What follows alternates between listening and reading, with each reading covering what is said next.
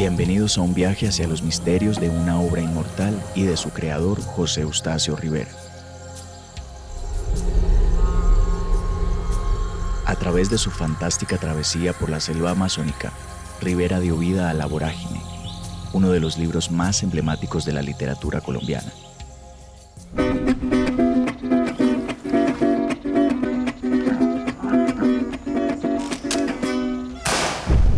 Hoy, un siglo después, nos embarcamos en la misión de llevar su legado a la gran pantalla recorriendo los mismos senderos y enfrentando los desafíos que inspiraron sus páginas. La Vorágine es una estupenda novela de aventuras y es una novela de terror. Es una novela que está llena de elementos de la literatura popular, del cine popular, del cine de acción. Tiene romance. ¿Qué me hace? Tiene traición, tiene venganza, etc. Y en eso también Rivera fue enormemente inteligente. O sea, hay algo que es enormemente inmediato sobre pasiones que están entre nosotras y nosotros que difícilmente han tenido eco en otras obras de la literatura colombiana.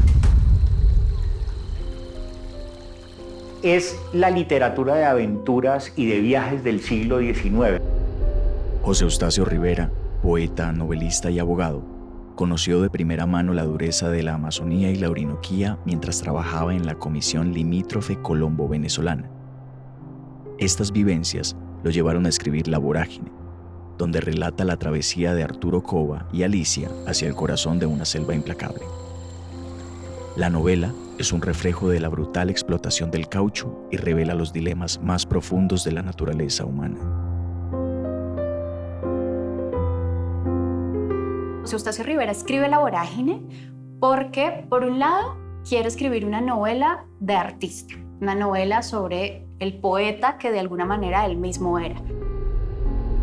Recordemos que Rivera había escrito poesía y había escrito teatro, eso lo sabremos mucho después con los hallazgos documentales.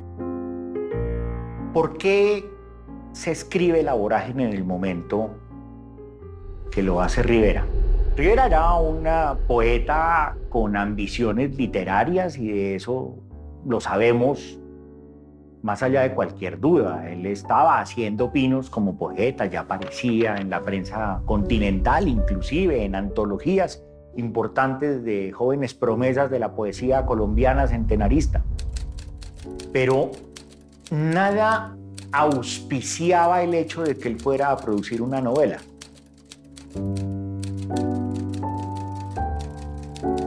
Viaja como abogado en la Comisión de Límites con Venezuela y empieza a adentrarse en la selva. Llega hasta Manaus, en Brasil, y en todo ese viaje, buena parte de ese viaje lo hace solo.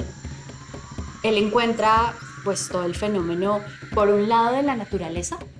Tal vez la naturaleza no era como la imaginamos, ¿no? En esas soledades domesticadas.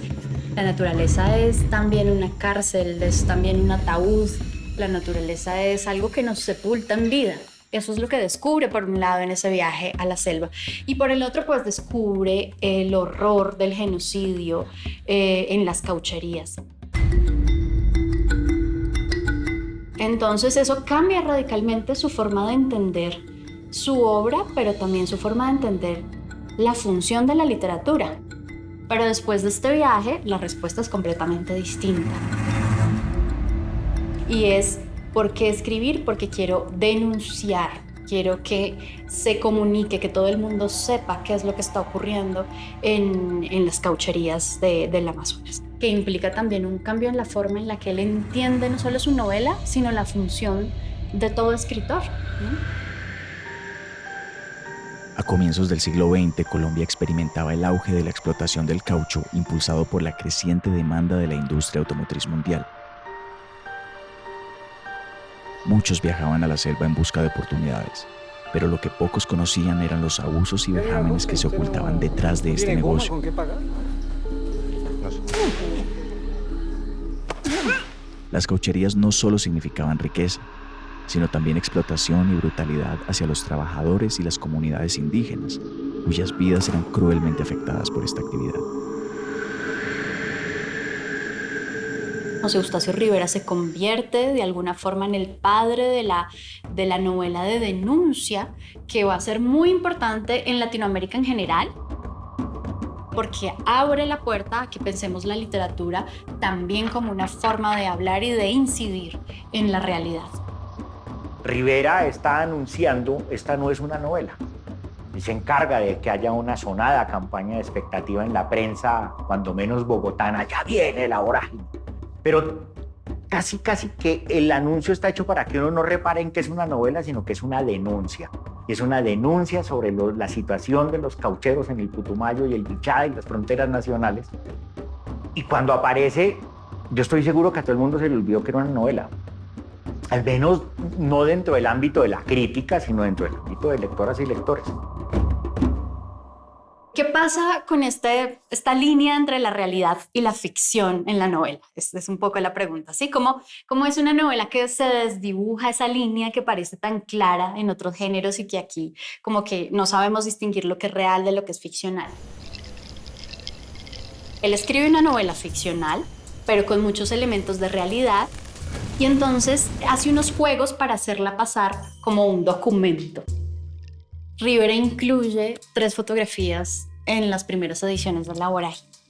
Entonces incluye una foto en la que está Arturo Cova en las barracas del Guaracú y que es una foto tomada por la Madonna Zoraida Irán. Eso es lo que nos dice el pie de foto. Pero pues sabemos primero que no es Arturo Cova, sino José Eustacio Rivera. Segundo, que la Madonna Zoraida Irán pues es un personaje ficcional, digamos, es una reconstrucción de un personaje real, pero la Madonna como tal no existe sino en la novela de Rivera, y que las barracas del Guaracú también son un lugar ficcional, ¿no?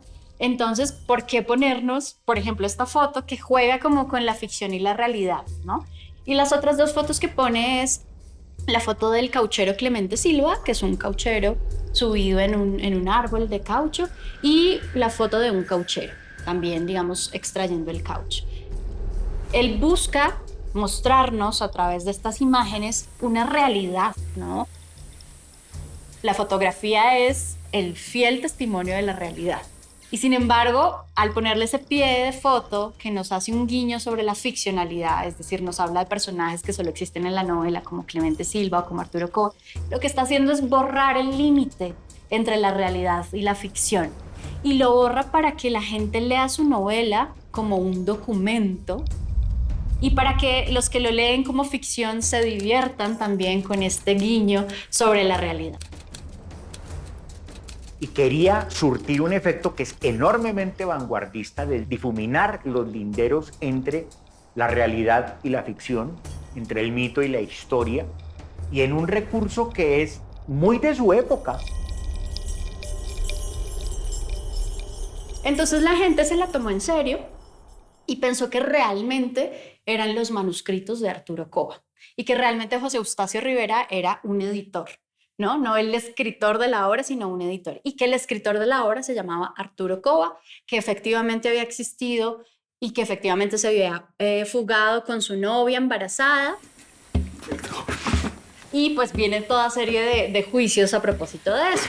Entonces, una anécdota muy linda es que José Eustacio Rivera está en su apartamento en Bogotá, ya después de publicada la primera edición de su novela, y le golpean, y es un sacerdote que está buscando a José Eustacio Rivera para que por favor le diga dónde están Alicia y Arturo Cova y el niño que ya debió haber nacido, ¿no? Porque pues están viviendo en concubinato y él quiere salvarlos del pecado mortal y casarlos. Entonces eso nos permite dimensionar cómo la gente se tomó muy en serio lo que de alguna manera podríamos entender como chistes elaborados de la ficción de Rivera.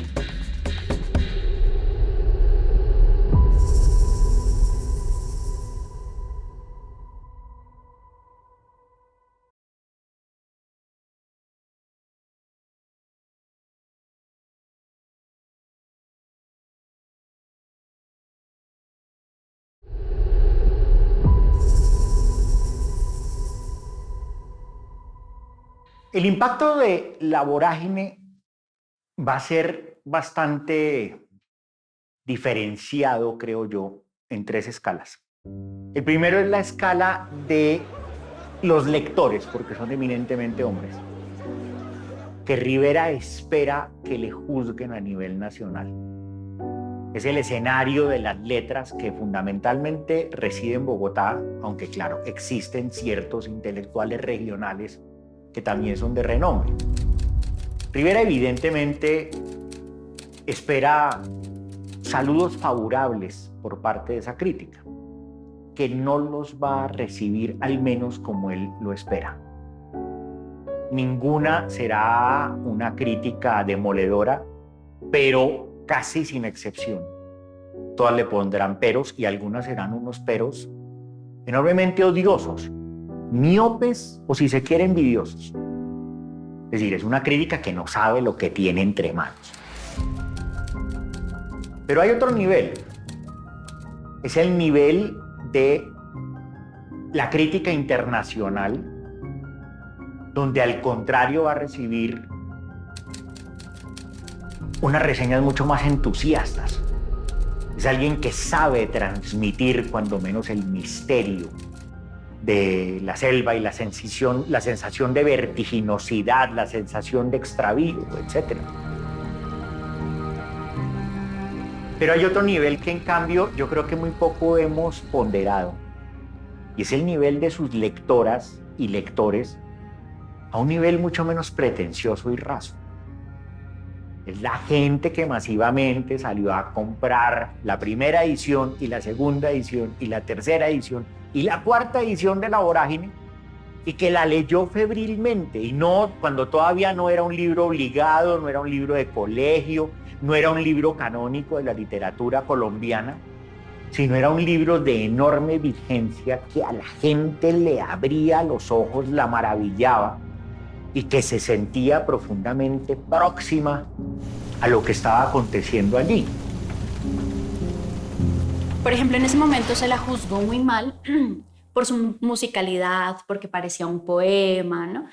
Hoy encontramos en eso una enorme riqueza. Hoy un novelista que escriba como poeta es un tesoro, es una piedra preciosa que te encuentras en medio de la selva. En esa época estaba mal visto porque las reglas eran muy estrictas. La poesía es esto, la novela es esto, y las dos cosas no se mezclan, punto final. Al que le da por mezclarlas está muy mal, es de mal gusto, no tiene idea de cómo escribir. Hoy valoramos eso, ¿no? Lo mismo pues el asunto de la denuncia pública que hace Rivera de la situación. En la época pues hubo quienes, como te contaba, lo juzgaron como exageración. Hoy sabemos que lo que contó Rivera ocurrió y muchas cosas más, ¿no? Y que la dimensión del genocidio empezamos a verla gracias a la novela de Rivera, y la valoramos es justamente por eso, porque es una novela capaz de mostrarnos algo que estaba oculto y que si nos dejábamos llevar por el discurso oficial de la historia y del poder político de ese momento, pues nunca hubiera pasado. Pero el punto de giro sobre la autopromoción de Rivera sí está en la quinta edición. O sea, él tiene claro que quiere que su quinta edición sea una edición para el mundo, que se abra a otros continentes incluso. Y es por eso que se va a Nueva York y funda la editorial Andes, y es por eso que el primer número de la editorial Andes es La Vorágine, porque el proyecto de Rivera era que esta editorial Andes se convirtiera en un referente de la literatura latinoamericana en Estados Unidos, y pues que de allí saliera a todo el mundo. Rivera se va a Nueva York a estudiar inglés para supervisar la traducción al inglés. Bueno, aparte de buscar negociar los derechos fílmicos de la novela y tener otros proyectos escriturales probablemente. Y allá consiguió a una persona y alcanzó a redactar un contrato de traducción, pero murió antes de que ese contrato se ejecutara. Finalmente es en los años 30 que esa traducción se logra, que es una traducción pésima, porque claro, es una persona que jamás ha visitado la selva y trata de explicar qué es un chinchorro, qué es un caño, y cómo yo traduzco la palabra chinchorro y cómo explico qué es eso. Entonces es una traducción que tiene párrafos gigantes metidos dentro del texto explicando qué es una barraca, qué es un chinchorro, qué es un indígena casi. Entonces, bueno, es una traducción bien curiosa. Y se traduce después de la muerte de Rivera al francés, al ruso, al alemán, o sea, realmente se convierte en una de nuestras obras mejor exportadas, podríamos decirlo así. Él no alcanzará a conocer una traducción terminada de La Vorágine a ningún idioma, pero en la década siguiente sí se van a preparar varias. La obra ha capturado la atención de lectores en distintos continentes, consolidándose como un referente de la literatura latinoamericana.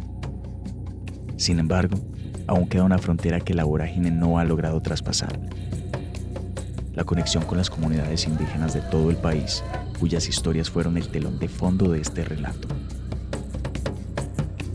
Con las comunidades indígenas, pues, en las comunidades no se conoce. Estoy segura que no.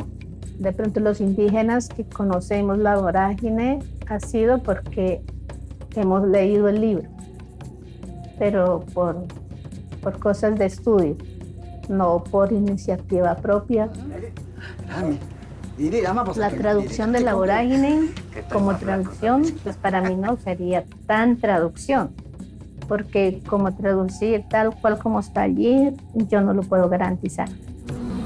El título La Vorágine, para mí, en mi lengua nativa, significa, o yo la conozco como así, Casilla Yacunapipimbol, que significa pues el remolino en las aguas quietas, en las aguas, en los ríos, en las lagunas, que fueron como los espacios donde se desarrolló la obra La Vorágine. Y hace referencia a la serpiente amarrón. En mi cultura el amarrón vive en esos remolinos, en las aguas quietas, que es un espíritu de los médicos tradicionales.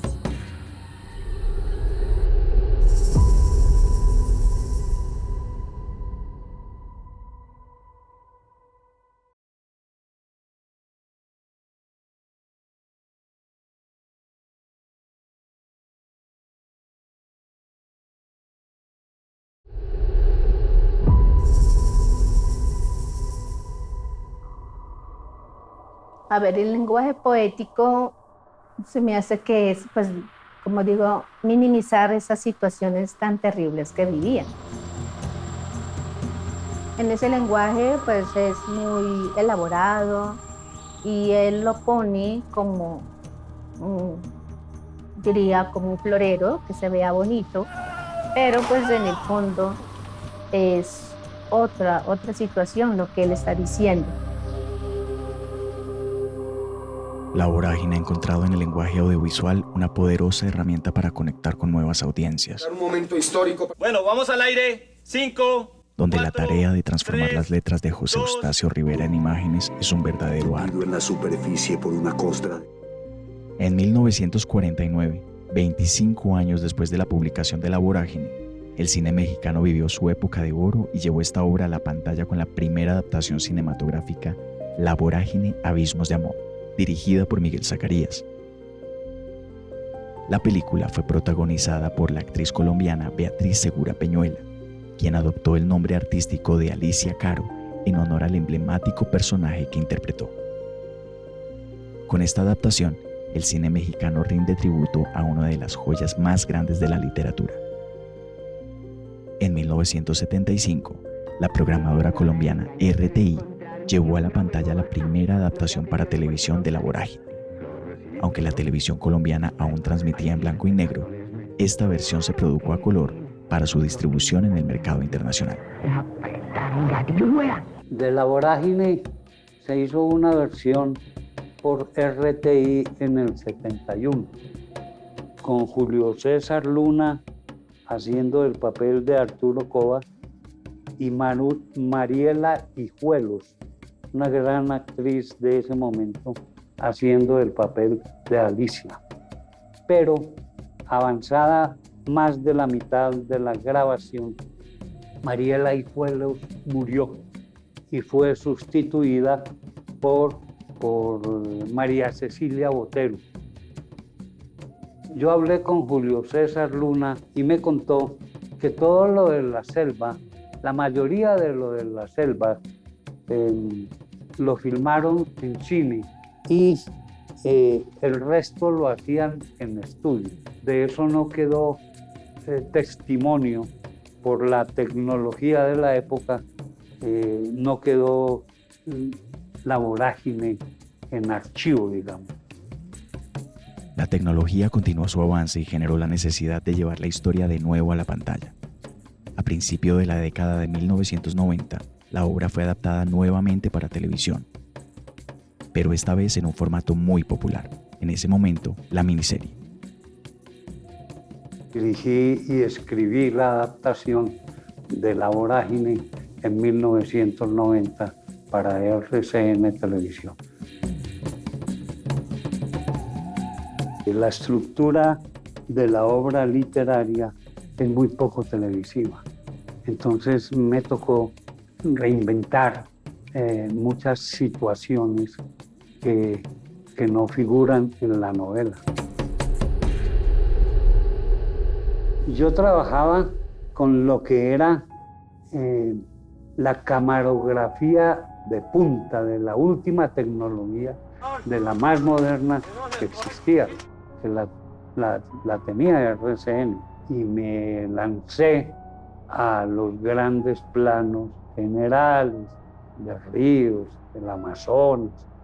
Hoy en día no es exhibible públicamente los productos en televisión hechos antes de los 90. Es porque ese formato es muy precario, la resolución es precaria, no es un relato digital, no es una imagen con textura digital, sino con textura analógica. En el centenario de La Vorágine, la televisión pública se embarca en una superproducción, adaptando la obra con altos estándares de calidad.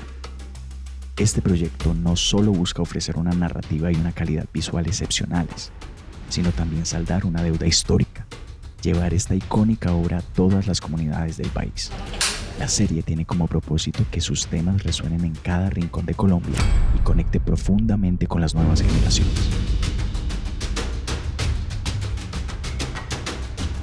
El solo hecho de rescatar en el centenario de La Vorágine, pues con los recursos que se tienen ahora, con el equipo técnico que se tiene ahora, con el talento que se tiene, yo creo que otra generación pueda enterarse quién fue José Eustacio Rivera, quién fue Arturo Cova. Si va a ir, no puede ser armado. ¿Dudas de mi cordura? Es el proyecto más importante en el que yo he estado. He hecho producciones internacionales y he hecho aquí desde Lego hablando, pero creo que alguna historia que yo haya querido contar, esta historia.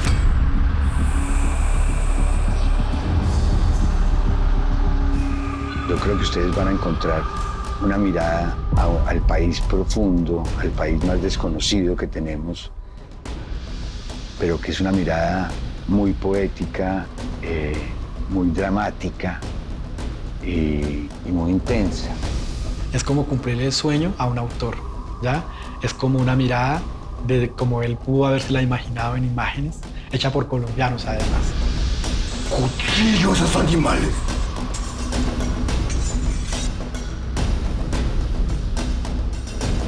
¡Cierra todo!